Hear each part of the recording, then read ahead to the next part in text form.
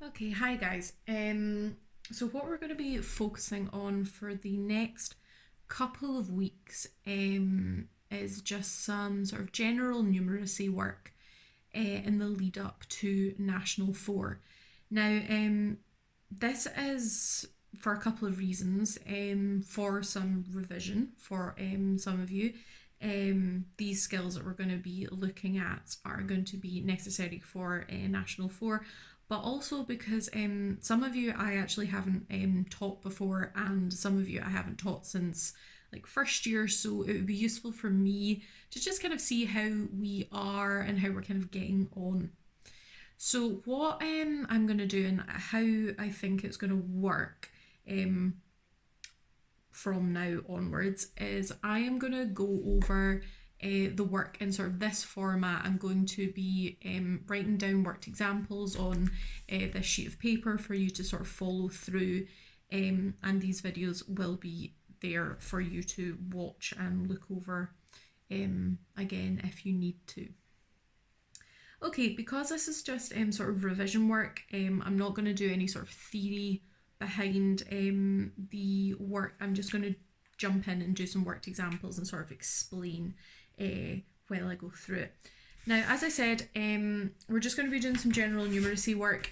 For the first set of work, it's just going to be number work that we're just going to be working through. So, for example, we could be given a question like this. So a simple, well, not a simple addition, but an addition question. Okay, so just remember how we go about these questions is we add the numbers together that are vertically above and below each other. Okay, so 7 plus 9 is 16. So you put the 6 there and you carry forward the 1. And then 8 plus 1 is 9, plus the 1 is 10. Okay, so you put the 0 there. And again, carry forward the 1. 5 plus 0 is obviously 5, plus 1 is 6, and then 2 plus 4 is 6. Okay, so that is your answer. Okay, question 2. We're just going to do a subtraction. I've made this one a little bit trickier. You do need to do quite a lot of carrying on this one. Okay, so here we have 4 or 0 take away 4. Okay, so we've already sort of reached a bit of an issue. Okay, because unless we want to deal with negatives, which we don't, you can't do 0 take away 4. So we need to carry. Okay, so usually you would carry from this number, but we can't because that's 0. So carry from this number, we can't, that's 0, carry from this number, okay? So what we mean by that is we reduce this number by 1 to 8, and then we carry the 1 forward. So this now becomes 10, okay? But we want this to change, so we're going to actually need to reduce this number to 9 and carry the 1. So this now becomes 10. We're going to have to reduce this number to 9 so that this becomes 10. Okay, so we had to carry 3 times there. So now it's going to be 10 take away 4, which is 6. Then 9 take away 2, which is 7. 9 take away 3, which is 6. And then 8. Okay, we don't have a number here, so it's just going to be 8. So that is your final answer there. So a little bit trickier, that one. Okay, so just a little bit of revision on multiplying. We are going to be looking at slightly harder multiplications later on. So what we do with multiplying, just a little reminder, is we multiply each of these numbers in turn with 6. Okay, so you multiply 6 and 3 together. Okay, you get 18. So you put the 8 there, and then you put the 1, you carry that forward. Okay, then you multiply the 6 by the 4. Okay, you get 24, but obviously you have to add the 1. Okay, so you get 25. Put the 2 over there. And then it's going to be 6 times 1, which is 6, plus 2. So you get the 8. And then 6 times 2, okay, which is 12. So this is your final answer, 12,858. Okay, a little reminder on divisions. So if we had this. Okay, 9,025 divided by 5. We can write that out like a little sum like this. Okay, I suggest when you do have a division that's not one that you can just do in your head, to write it out like this. Okay, don't be scared to write out little sums like this and you're working. People that have had me as a teacher before know that when I'm doing a calculation, I always encourage you to do as much working as you can. If you do need to do a little sum like this, please do. Okay, it does reduce mistakes. So in this one, what we do is we go through each number in sequence and divide it by 5. Okay, kind of just quite similar to our multiplying where we go through each number and times by whatever. In this one we divide by 5. So 9 divided by 5. How many 5s go into 9? Well, one does. Remainder 4. So we have to write a little 4. Sorry, that is a 4. It looks kind of like a smoosh at the moment. So 40 divided by 5. How many 5s go into 40? Well, 8 do. 2 divided by 5. How many 5s go into 2? 0. None of them do. Okay, but we have to bring forward that 2 because it's remainder 2. And then how many 5s go into 25? 5. So this is our answer. Okay. Please remember that divisions can be written in another way like this. Okay, 9,025 over 5. That just means exactly the same. Okay, this is in a fraction form. Okay, but fractions are just divisions. Okay, that's what they are. Okay, so 9,025 divided by 5 is just the same as that. Okay, just a wee reminder on powers now. Okay, we'll do a couple of these. So if I had 9 squared, okay, 9 to the power of 2, what that actually means is I'm multiplying 9 by itself twice. Okay, so 9 times 9, okay, is 81. Now, just while I'm thinking about this, if you're not comfortable with your times tables, can you please, just like at the back of a jotter that you're using or something, write down all of your times tables up to, I would go up to 12, okay? I don't expect you to be super familiar with like the 12 times table or anything, but if you're familiar with some of them, that would be great, okay? So write them all down at the back of your jotter, and just when you are doing just like number questions like this, and you do feel like you could need just a little bit of a hand, just have a wee look at them every now and again.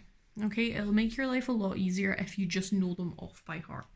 Okay, right, so 9 squared looks like that. If I had something like 3 to the power of 4, what that means is that you're multiplying 3 by itself 4 times.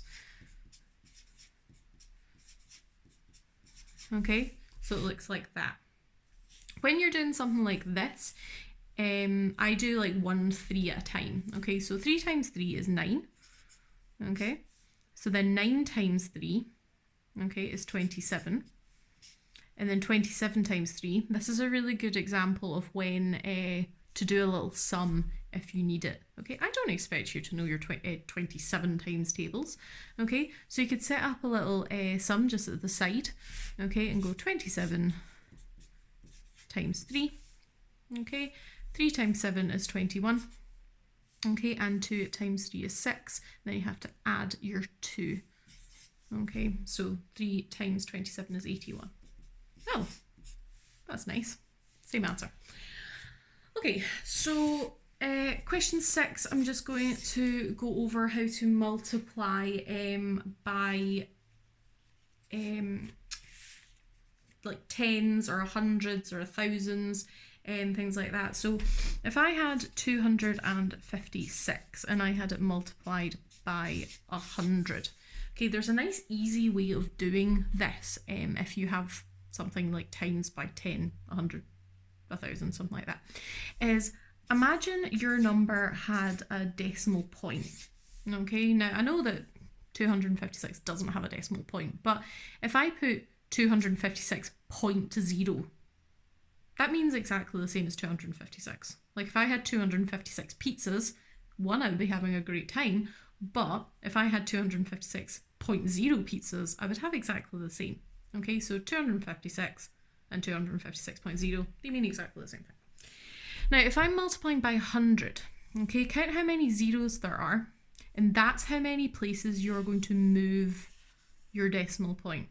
So this number is now going to become 256, and then you have to fill these spaces in with zeros. Okay, so it's now going to become 256.0, or sorry, 25600, or 25,600. Okay. If I had 256 divided by 100, okay, we just kind of do the same, but the other way around. So we, again, imagine our number had a decimal point, but instead of moving the decimal point to the right, we move it to the left. So count how many zeros you have. Obviously we have 2 here, and you move the decimal point 2 places. So this now becomes 2.56. Okay. Right, on to the penultimate wee question. If we had something like this, so we had 18 times 30. Now, this would be a long multiplication question, or we can make it a little bit easier for us and split our 30 into 2. We can split it into 3 and split it into 10, okay? If you have a number, 18, for example, and you multiply 18 by 10, then multiply that number by 3, that's exactly the same as taking 18, then times it by 30. It's a lot easier for us to times by 10, then times by 3, than it is to times by 30. So what we do is always do the sort of the 10 first, okay? It could be 10, it could be 100, could be 1,000, but always do that one first. So you do 18 times 10, okay, which is 180, because we imagine that it has a decimal point. We count how many zeros it has and we move it 1 to the right, so it's 180. Then we do 180 times 3.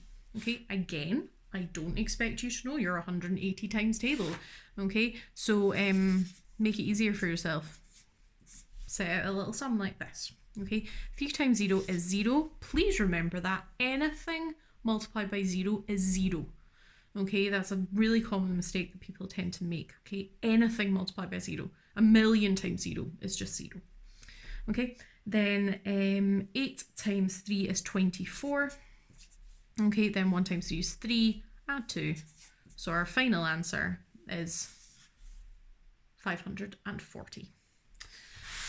Okay, last one, we're just going to look at one similar to question 7, but it's going to be a division. So if we had 1,320 divided by 30.